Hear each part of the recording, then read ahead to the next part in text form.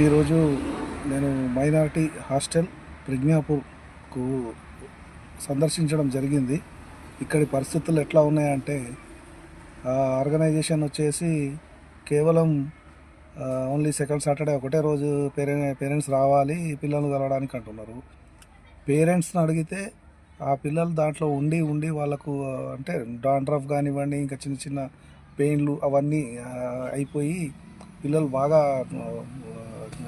Itching అవుతుంది. స్నానాలు కూడా చిన్నపిల్లలు కాబట్టి స్నానాలు కూడా కరెక్ట్ చేసుకోలేకపోతున్నారు. ఇలాంటి సమస్యలు ఉన్నాయి కాబట్టి మేము డైలీ సండే వస్తున్నాం అని చెప్పేసి పేరెంట్స్ అంటున్నారు.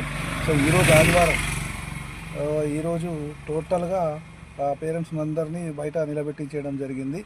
ఆ తర్వాత మళ్ళీ మనం వెళ్ళి రిక్వెస్ట్ చేసినప్పుడు ఇంతకుముందు వదిలిపెట్టడం జరిగింది.